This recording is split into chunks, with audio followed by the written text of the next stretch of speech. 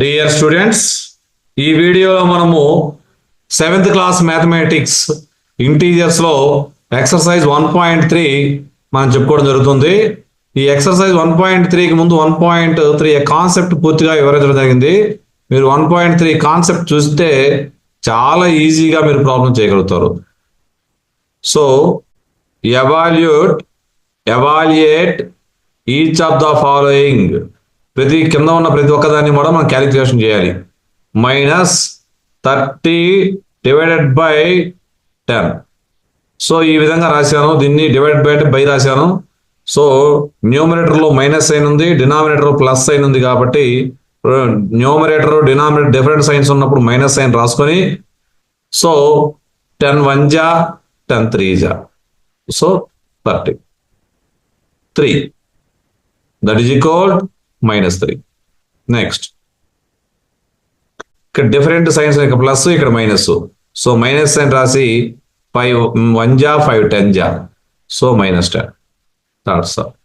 Next -36 divided by -9. So ఇక్కడ రెండు కూడా సేమ్ ఒకటే సైన్ లో ఉన్నవి, అంటే మైనస్ సైన్ లో ఉన్న ప్లస్ వచ్చుద్ది. 9 1 జా 9 4 జా 36.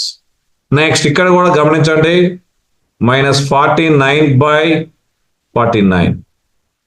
సో ఇక్కడ సేమ్ సైన్ ఉంది, 41 1 జా 49 1 జా 49 1 జా, so 1.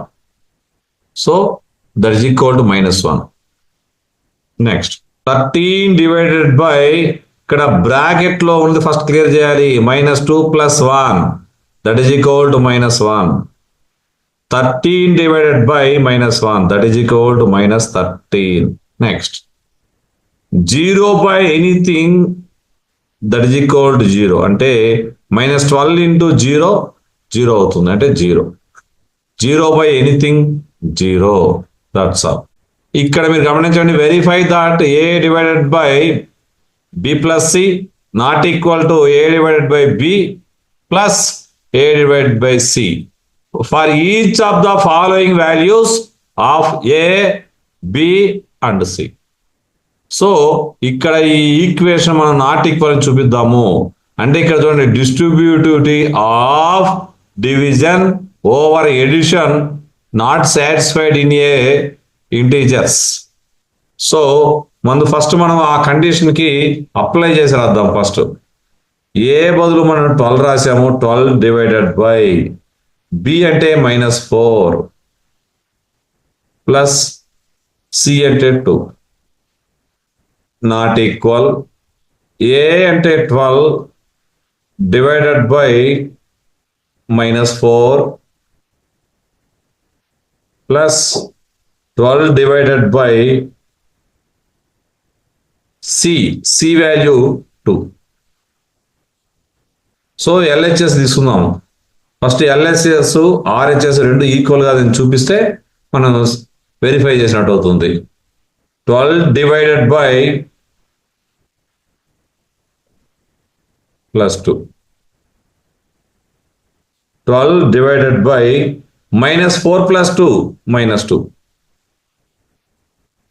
12 divided by -2, that is equal -6. So ఇక్కడ -6. RHS తీసుకుందాం first. Next RHS 12 divided by -4, 12 divided by 2.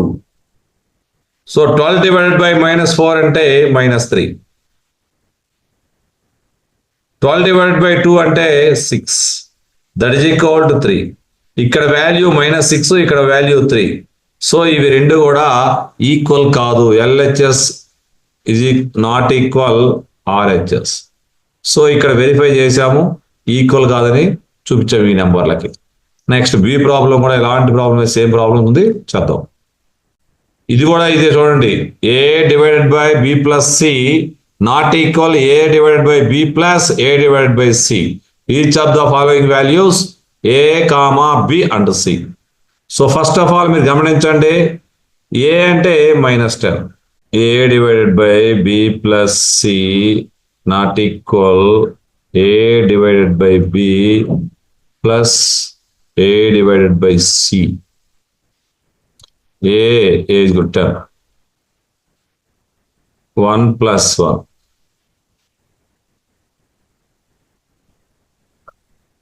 Divided by 1 plus -10 divided by 1.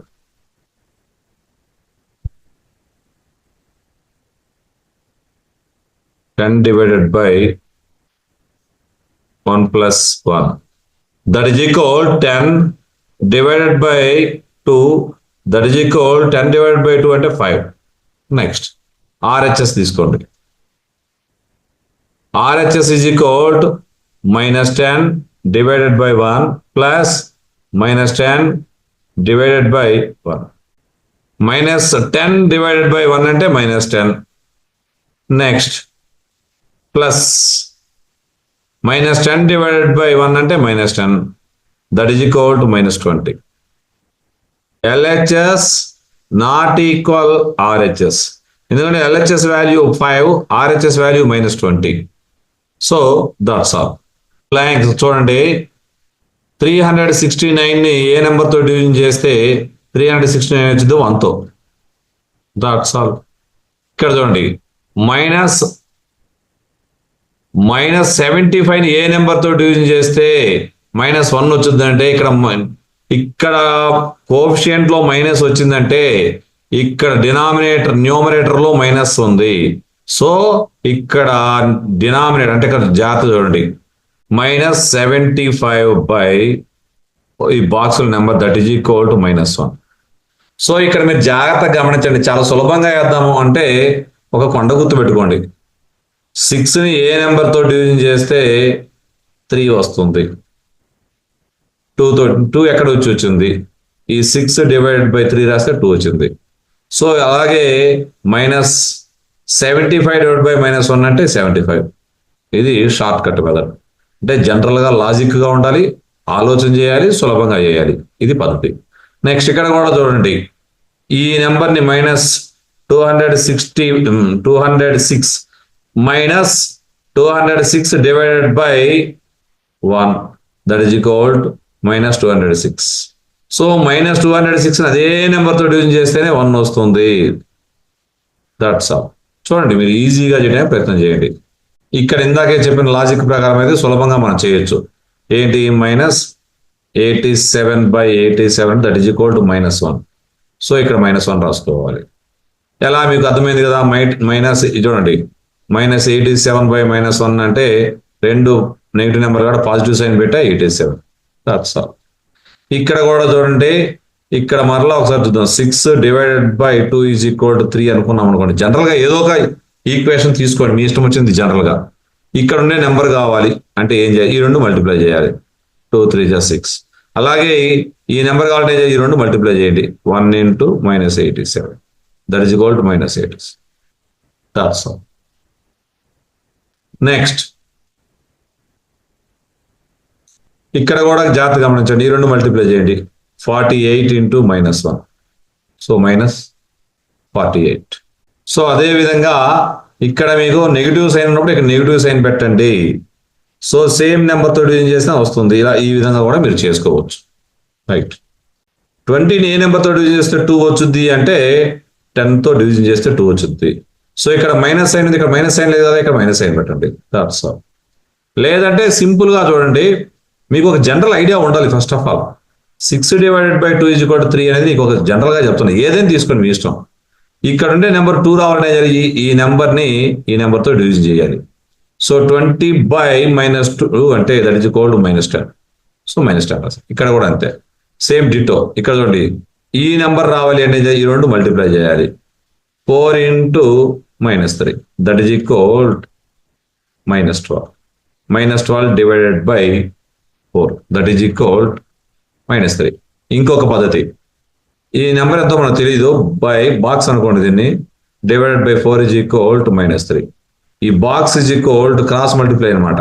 అంటే ఇలా వెళ్ళిపోతుంది. ఇది -3 into 4 -12. సో ఏ విధంగానైనా మీరు జనరల్గా ఒక ఐడియా చేసుకోండి, మీకు సులభంగా అర్థమయ్యేటట్టు నేర్చుకోండి. Right 5 pairs of integers a comma set of అంటే bracket a comma b such that a divided by b is equal to -3. One such pair is 6 comma -2 because 6 divided by -2 is equal to -3. ఇక్కడ ఉండే first number ని second number division చేస్తే మనకు -3 రావాలి. అటువంటి pairs మనం రాయాలి అంతే. సో చాలా సింపుల్ గా రాద్దాం మనం ఆ పేర్స్. సింపుల్ గా చూడండి, ఒక్కసారి రాస్తాం. 5 pairs of integers a comma b such that a divided by b -3. Okay, ఇటువంటి పెయిర్ రాద్దాం ఫస్ట్ మనం. ఏం లేదు, ఈ నెంబర్ ని ఇక్కడ ఈ నెంబర్ తో డివిజన్ చేస్తే 3 వచ్చినట్టు చూద్దాం. అంటే ఏం లేదు, సపోజ్ 12 రాసామనుకోండి, 12 డివైడెడ్ బై -4 అనుకోండి, దట్ ఈజ్ ఈక్వల్ -3 అవుతుంది. గమనించారా మీరు? సో ఆ పేరు ఏంటి? 12 కామా -4. నెక్స్ట్ ఇక్కడ -3 రావాలి. ఇక్కడ ఒక నెంబర్ రాయండి, పాజిటివ్ నెంబర్ రాయండి, 5 రండి. 5 3 ఇది 2 మల్టిప్లై చేయండి. 5 into -3 -15. -15 divided by 5. By 5 is equal to -3. -15 comma 5. Next అదే విధంగా -18 తీసుకుంటున్నాం. 18 divided by 6 that is equal to -3. So -18 comma -3. So ఈసారి పాజిటివ్ నెంబర్ తీసుకుంటాను. 24 divided by -8 that is equal to -3. So 24 comma -8. Next 36 తీసుకుంటా. 36 divided by -13 that is equal to -3. So 36 -3. So ఈ విధంగా 5 pairs మనం రాయడం జరిగింది. ఇక్కడ ఈ ప్రాబ్లం చూసి మీరు అడావుడి పడద్దు. మీరు వితిన్ సెకండ్స్ లో వేయడానికే ప్రయత్నం చేద్దాం. ఈ ప్రాబ్లం మీరు అడావుడి చేయదు. తెలుగులో కూడా మీకు ప్రాబ్లం రాసి పెట్టాను. The temperature at 12 noon 10 degrees centigrade above 0. Above 0 అంటేనేమో +10 degrees centigrade. That's all. If it decrease at rate -2 degrees centigrade for hour. Hour కి 2 degrees centigrade 2 degrees centigrade temperature తగ్గుతూ ఉంటుంది, ఉష్ణోగ్రత తగ్గుతూ ఉంది. అంటిల్ ఎక్కడి వరకు? చివరి వరకు ఎక్కడ మిడ్ నైట్ వరకు, అర్ధరాత్రి వరకు తగ్గుతూ ఉంటుంది. At what time would the temperature would be 8 degrees centigrade? Below 0. Below 0 అంటే -8 degrees centigrade ఉండాలి. So what would be the temperature at midnight? Midday temperature ఎంత అన్నాడు. సో ఫస్ట్ ఇక్కడ ఈ ప్రాబ్లం చేసాం. What time would the temperature be 8 degrees centigrade below 0? So first of all మనం ఏం చేద్దాము అంటే ఇక్కడ -8 degrees centigrade కావాలి. ఇక్కడ ఎంత? సో 10 degrees centigrade ప్లస్ ఉంది. ఇక్కడ తగ్గిపోతూ ఉంది. ఎంత తగ్గుతుందో చూద్దాం, డిఫరెన్స్ చూద్దాం. ఈ యొక్క టెంపరేచర్ డిఫరెన్స్ ఎంత? డిఫరెన్స్ కనుక్కోవాలంటే పెద్ద నెంబర్లో కూడా చిన్న నెంబర్ని సబ్ట్రాక్షన్ చేయాలి. From smallest number subtract smallest number from biggest number.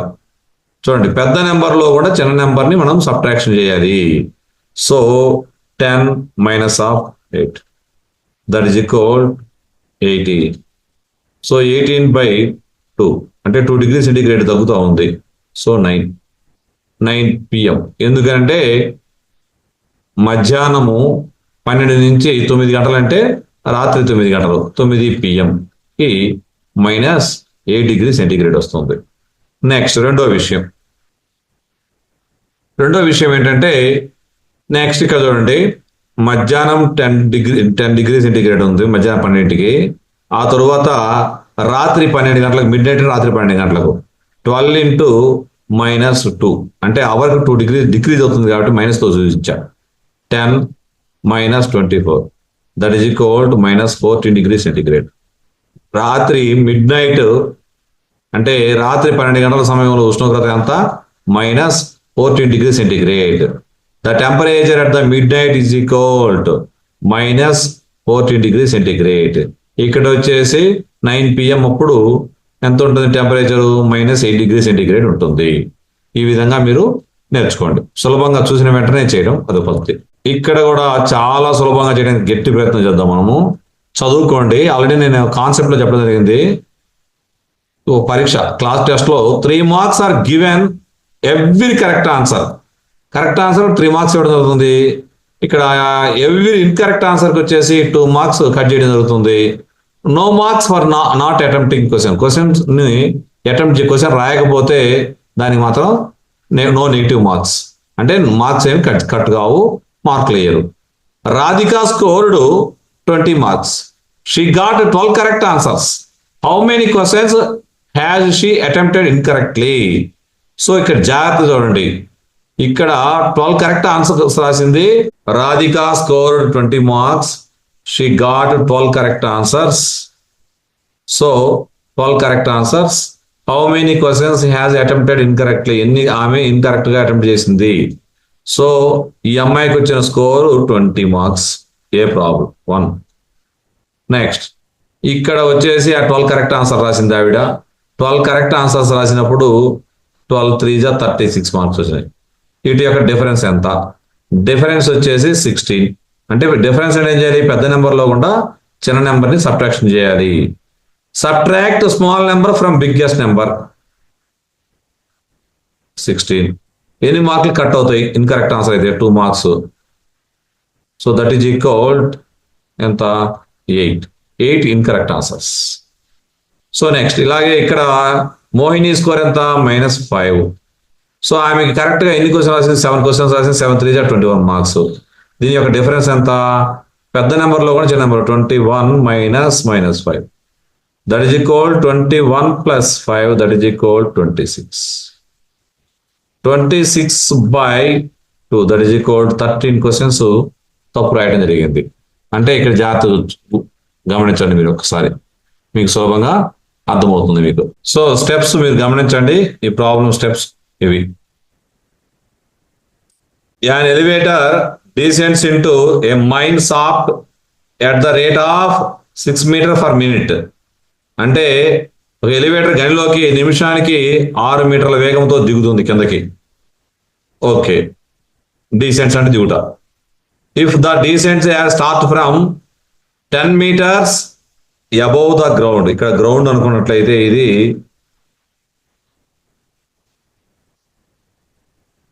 ఈ గ్రౌండ్ 10 meters అనుకున్నట్లయితే గ్రౌండ్ 10 meters అయితే ఈ గ్రౌండ్ 10 meters నుంచి ఎంత దిగుతుంది అంటే -350. అంటే డెప్త్ లోకి వెళ్ళినప్పుడు నెగిటివ్ సైన్ చూపించడం జరుగుతుంది.